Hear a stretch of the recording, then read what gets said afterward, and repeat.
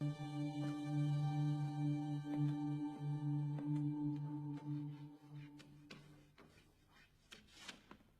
word jihad is mentioned in the Quran about 41 times. The words mercy, peace, and compassion are mentioned about 355 times.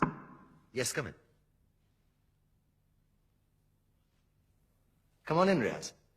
Sit down, please.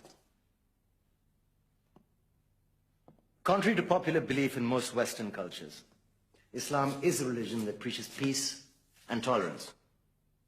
Yes, Patricia.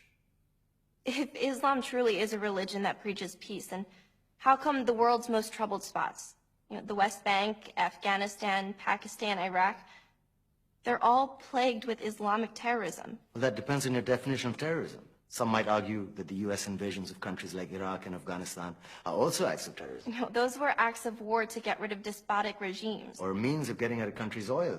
Conspiracy theories. Well, May I? Yes, please. Go ahead, Riaz. Mr. Khan is right. I mean, if we're talking about terrorists, the world's biggest terrorists are the white superpowers. Come on now. No, really, stop and think about it. Explain 9/11. Okay. Do you know how many people died in the Twin Towers strike? Around 3,000. And do you have any idea how many people died in the bombing of Afghanistan? Take a wild guess. More than 15,000 people died. And that's just conservative figures.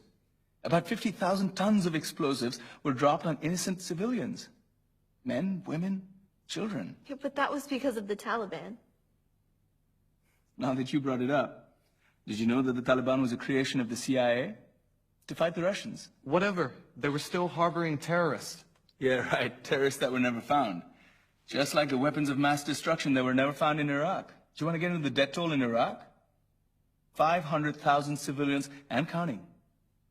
And what do Britain and America say when they don't find these weapons? It's simple. They just say sorry. And still refuse to relinquish control of these countries. What are you trying to say? What I'm trying to say is that just because you're American, wear a fancy suit, and call yourself the president, doesn't make you any less of a terrorist. I'm saying that if you don't stop meddling in other people's countries, you will face a backlash. If Muslims like you feel that way, then why don't you get out of our country? We will. As soon as you promise to leave ours.